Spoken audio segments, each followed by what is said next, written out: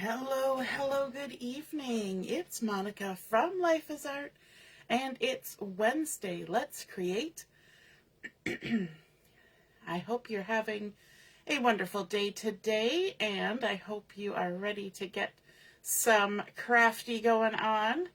We are going to be creating this evening a bandstand card, and to do that, we're going to be using some of the lovely Blossoms Designer Series paper, as well as the fabulous Sayings Product of the Month stamp set. And so if you're joining me live, just say hello or howdy so I know you're here. If you're watching later on replay, you can drop a comment so I know you stopped by. And let's get started. We're not going to linger too long before we get into this. So one of the lovely coordinating colors with the lovely Blossoms Designer Series paper is Petal Pink, and that's what we're going to be using today for our card base. So I'm starting out with a piece of 4 1/4 by 5 1/2 inch cardstock, and normally that's the size of a standard size card, but this is just one single piece of 4 1/4 by 5 1/2. I see that Deborah has joined us and Carol's here too. Good evening. And we're immediately going to pull out our scoreboard to start working on this. And along our 4 1/4 inch side, we're going to do some scoring. And we're going to start at 1 inch. So scoring at 1 inch. And then we're also going to score at 3 1/4. So basically 1 inch in from each side. So 1 inch and 3 1/4. Hey Debbie, good evening. Now we have 2 other pieces that we're going to add into this. And those 2 pieces are the same size. And they are 5 3/8 by 1 inch. So we're going to score those while we're here. So we've got 2 pieces, 5 3/8 by 1 inch. And along our 5 3/8 inch side, we're going to score at 1/2 inch, then 1 5/8, and 5/8 is halfway between 1 1/2 and 1 3/4. It's the small little tick line right there. So 1 5/8, then 3 3/4 right there, and then 4 7/8, and 7/8 is halfway between the 3/4 and 5 inch. So 4 7/8. And then we're going to do the same thing on our second piece, exactly the same. We're going to score at 1/2 inch, 1 5/8, 3 3/4, and then finally at 4 7/8. And then we can put our scoreboard away. We're not going to need it anymore. So let's move that. And then we can go ahead and crease on all of our crease lines. So on our large piece, we're going to create valley folds, which means we're going to push that score line down into the valley, which also means that we're creasing it opposite what we normally do. Normally, we fold it with the bump side to the inside. Good evening, Mom. But today, we're folding it the other way. We could have scored it on the back side to make that correct, but I didn't. And this is, of course, the 2-tone cardstock. So you'll notice we've got a dark side and then we've got a light side. And I'm using the dark side for the front of my card. And so then these other ones we're going to fold on all these crease lines. And these ones we are going to fold with the bump side to the inside. So I'm flipping it over and we're just going to go ahead and crease down all the crease lines. We just make sure that everything lines up nice and neat all the way along, folding them all as you normally would. And then our last one, like so. And we'll do the same thing with this one. We'll flip it over and fold it with the bump side to the inside, which is the light colored side of the two-tone cardstock. And then the last two. Now, I've seen a lot of these on various places, YouTube, Instagram, Pinterest. We've even done these before. So if it looks familiar, it's because we have made these before. So I'm not necessarily going to say who's responsible for this idea. I guess I'm copying off myself. But lots of people create these kind of bandstand cards. So if you're ever looking for ideas, type in bandstand and you'll come up with all sorts of ideas of what to make. And it's nice that you can make things like this without needing any specialty dyes or anything. Hey, Laura, good evening. Now, we want to do a little bit of decorating on here. And so in our center panel, I'm going to go with a piece of our Lovely Blossoms Designer Series paper. And this is the Diamonds in Secret Sea. And it's a nice geometric pattern.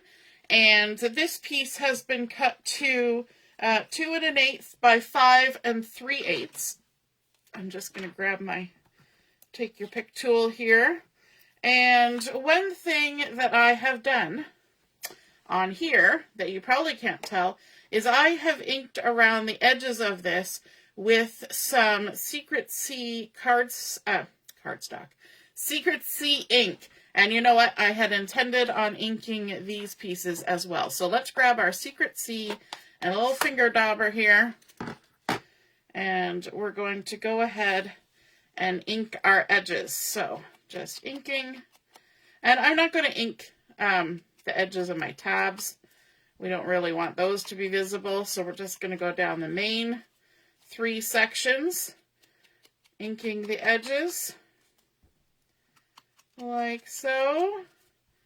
A little bit of that Secret Sea. And then I'm actually going to fold on all these score lines. And we're going to ink those as well, because why not? And when you've got ones that are kind of in the middle like this, if you just kind of go along it with your dauber, so you're hitting front and back at the same time, that kind of gets the ink everywhere you need it to be. So ink that up, and then we'll do the same with this.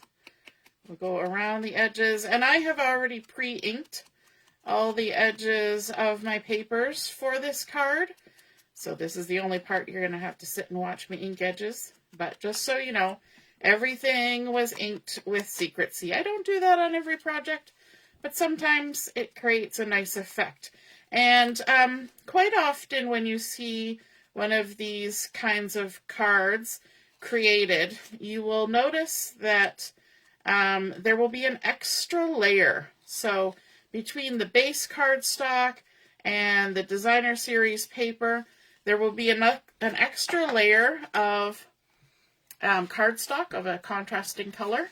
And I decided, because, you know, the price of postage has gone up, and I like the pretty Designer Series paper, and so I didn't feel the need to add another layer of cardstock. So I am just substituting a contrast by inking the edges. That's kind of my substitute for having a whole nother layer of cardstock everywhere. So if you're ever looking for a way to reduce bulk in your card, sometimes that is it's a nice sort of compromise. You get a little extra color, but you don't have the extra bulk. Now I'm going to fold this one back, and we're going to ink the edges here. Because it's a long edge, I might flip it over and ink both sides. I'm not creasing it down per se, I'm just kind of holding it there in the center, because we do want it to fold forwards. We want it to be a valley fold, but I do want to get that little bit of ink in there. There we go. We'll do the opposite side. But again, you could do this kind of motion, back and forth. And you know what? I'm even going to ink the backside because we are going to use the backside as the place where we will write our message. So are you to ink or not to ink kind of person? Do you like inking edges? Sometimes, like most of the time, I don't actually ink the edges. It just kind of depends on the project. How about you? Are you an always inker, a never inker, or it depends? Hey, Ellie, good evening. Let me know in the comments. What's your inking preference? As we finish up the last couple bits here. One more crease.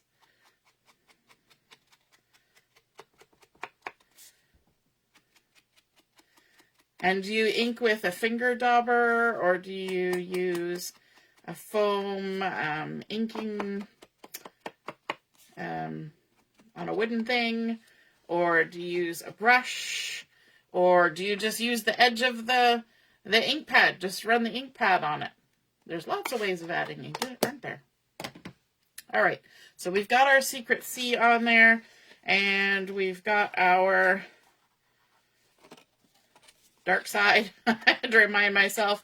And then we've got our piece of paper that we've already got our adhesive on, and this is going to get centered in this middle section. A little bit of that petal pink showing all the way around. Just lining it up there like that. And then on either side, we're going to have two pieces. Laura's an always ink. My mom says it depends. It depends on the project. Yep. Ellie is a finger dauber or ink pad. Yep. So we've got two pieces of the designer series paper, and these are 5 3/8 by 7/8. I know we're getting into a lot of 8s in this project, but it works and it looks pretty. So sometimes, just like fashion, we do weird things because it's pretty. We're going to do it on our project as well. So we've got 7/8 by 5 3/8, and we're going to line this up in these outside pieces, like so.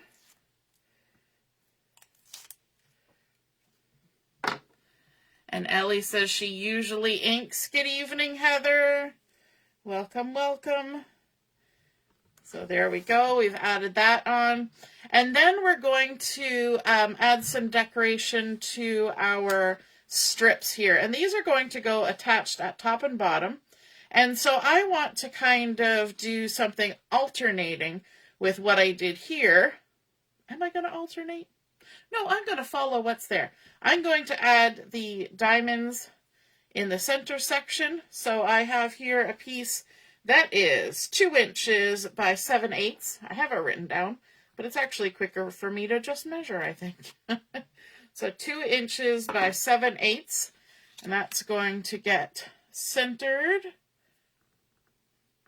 I kind of had a great debate with myself earlier whether I was going to go opposites or whether I was going to go same.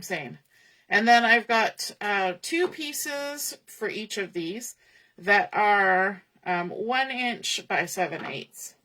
And they're going to go in these outside little spots here.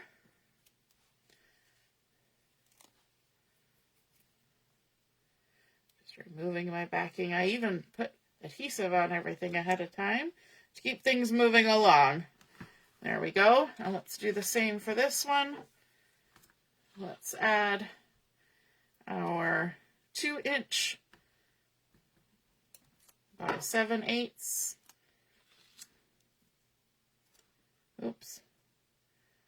Helps if I put it on straight. And our 1 inch by 7/8. Normally I use my tweezers for this. I don't know why I'm not. Just going rogue today. And another 1 inch by 7/8. There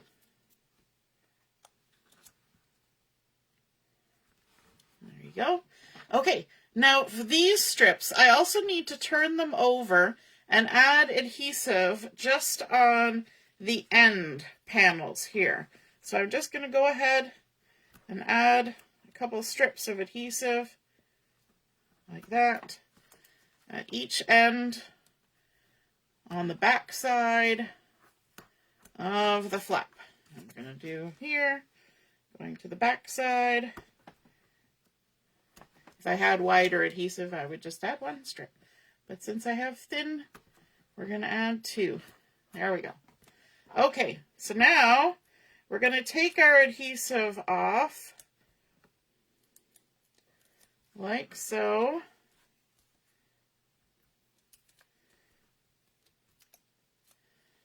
And we're going to be lining this up across our card, but then we're going to flip it over. We want to make sure it's right at the top. You'll notice that our sections are a little bit different on this piece. We're going to make sure we line up, and we're going to center it from side to side. There will be a little bit of an overhang, and that allows us to wrap around to the back side, like so. And then we're going to do the same thing at the bottom. If you wondered why the measurements were a little bit different from the base piece, that's why. It allowed for us to have space to wrap around to the back side. If we cut it exactly the same as this, it would be too tight. We wouldn't have enough leeway. Okay, so again, we're going to have that line up along the edge, centered from side to side, like so, and then we wrap and stick, and there. Now we have our pop-up bandstand card base pretty much underway.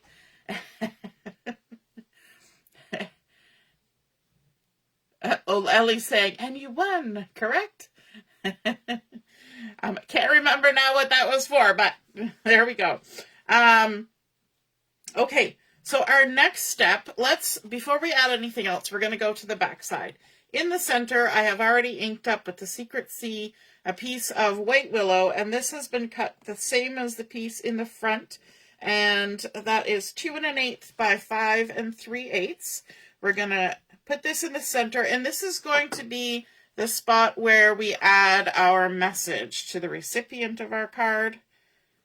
Nice little spot. Now, my card base is pretty pale to begin with, and so I could have left this off and just had that space for writing. However, it just kind of looks a little more finished that way because every other section has an extra layer, right? And then we have two pieces of our Secret Sea Diamonds, and these are the same as the front. So these are 7/8 by 5 3/8, inked around the edges. I've got adhesive on them, and we're going to line them up, and these are going to sort of disguise those tabs that wrapped around from the front, or at least make them a little more blended in. And you'll notice that I did these the opposite of what was on the front side. So on the front side, our long strips were the Crumb Cake, and so on the back, we've got the Secret Sea Diamonds to pull that color around to the back side. And so that's our back side done. Let's go back to the front. And on the front, we want to add a little bit of embellishment in the middle. But because this sticks out and there's an empty space, we need something to go in that empty space, and that's where we're going to put a piece of acetate. Now this acetate has been cut to 1 3/4 by 5 1/4, which if I lay it on top of here, you will see is just a little bit short of the height of our card, right? So what we're going to do is we're not going to attach it on here. We're actually going to attach it on the inside, but on this front part, okay? So to attach it, you could use liquid glue, but I'm going to go for what's easy, and I'm going to use some glue dots. And I've got little mini ones here. So because I'm attaching this to the back side of our front little panel here. I'm going to put it on the front side, and I'm probably going to use 4 glue dots across just to make sure everything stays where it should.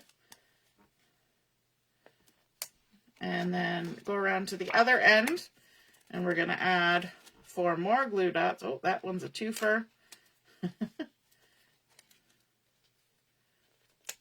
Sometimes the glue dots get a little friendly on the sheet. There we go. Okay.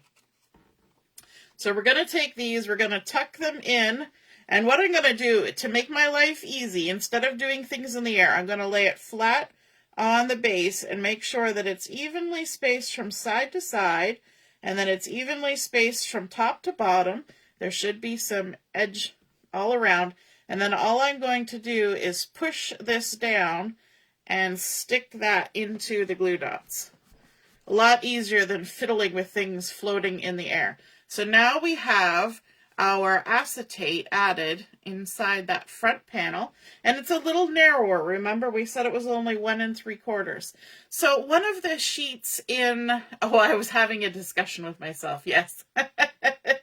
When you have a discussion with yourself, it's so much easier to win the argument, right? So once we have that in the lovely blossoms, there is a sheet that's just cut aparts. And so one of the cut aparts had this gorgeous cluster of florals in it. It had a nice little pecan pie, sort of linen-y texture background. But I went ahead and I fussy cut it all out.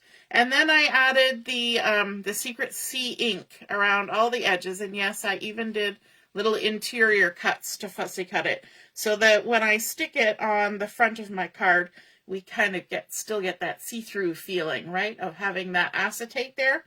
So in order to stick these together, the easiest thing for me to do is just to add some dimensionals. So I'm going to just pop a dimensional in the center of each of these flowers. 3 flowers. And what that's going to do is, because I'm not trying to glue everything down, it's going to give ourselves some automatic lift, because all of our little leaves are still free floating. They're not stuck. Okay, so let's squish this down so we can see where we're going. And then we're going to line this up, and kind of from top to bottom, our leaves will overhang that acetate. And you can see already that it's bouncing up and down. That means that none of my foam tape hung over the edges. And so our card isn't stuck shut. And that's exactly what we wanted it to do. Now, to add a little bit of embellishment to this one, I'm going to bring in my Wink of Stella, which adds just a fun little bit of glimmery sparkle onto things. And you'll notice that these florals have little lines already, little cloud cover lines. And so what I'm going to do, I do like to test my Wink of Stella before I go on my project, just in case anything is amiss. And then I'm just going to squish it down, and I'm going to just draw with the Wink of Stella on all of those little cloud cover lines. And that's going to give it a nice little sparkle, a little dainty texture, and a little something something. Now, it doesn't show up very well in photos or on camera, but in person, you can see the sparkle. So once I get this on here, and if you're the kind of person who's not sure what to do with Wink of Stella, following lines like this can really make it quick and easy and simple to add some to a project. Just a hint of glimmery sparkle to make it look extra special, make it pop all the way around. Just little lines. It's a nice little brush tip. There we go. And with Wink of Stella, you always shake it before you use it. That mixes up the glimmery stuff. And you also want to store it with the brush tip up. Don't store it sideways like you would a marker. Don't store it upside down. Store it with the brush tip up, because if you don't, it will start leaking because it'll just gravity feed out of that brush, and you will have a mess when you go to open the lid. Guaranteed. So let me see. Can you see that little bit of Wink of Stella there? Kind of, if I move it around in the light, you might catch a little something. I'm waiting for the video to catch up so I can see what angle might get you. No, it's not picking it up. In person, it looks lovely and glittery. And then we want to add a sentiment. And I said we were going to be using our product of the month, which is Fabulous Sayings. And I'm really impressed with this stamp set, I've got to say. So if you have the opportunity before the end of the month or before the stock runs out, I haven't checked to see if it's still available, but I think it is. Just for this month. And if there's any left over, it might carry into February. The Fabulous Sayings, if you spend in Canada $100, you qualify to get this for $5, which is a really good deal for a stamp set, right? And I love the script on it. I love the sayings. So I've used one of them, the Just Because, and I have stamped that on some of the Petal Pink in Old Olive. I used Old Olive ink for the stamping, and then I edged it with a little bit of the Secret Sea. And so we're just going to pop a couple mini dimensionals on here. Just a couple, and I'm not putting them right at the ends. I'm going to put one kind of in the middle and one to the left side. And here's where I will use my tweezers to get myself lined up here. And I'm just going to pop it on right about there, kind of in the midst of all those three flowers, hopefully straight-ish, and it'll hang over the edge, and that's why I didn't add any dimensional on this end, because I didn't want it stuck down. But there we go. That is our sentiment on there. One last touch. We're going to add in some cloud-covered dots. These are from the Muted palette dots, and because we've got those little cloud cover lines on the flowers, I thought it would be cute to bring in some more little touch of cloud cover. And we're just going to stick a bigger one there and a little one there and then one more little one. Let's just tuck it up here on the leaf by our flower and by our sentiment. So there we go. That is our Bandstand card created. Standard size, so it'll pop right into an envelope, no problem. We've got that nice little floating accent. It creates almost like a little shadow box display. It reminds me of an aquarium, actually. And then we've got a nice size spot on the back to do our writing. But I think that's just a lovely little card, and I hope you feel inspired to create one for yourself. And if you do, snap some photos, pop it in the comments where I post the photos of my card, and then we can see and be inspired by your artwork as well. Have a wonderful rest of your Wednesday evening, and we'll see you again soon. Toodaloo. Bye.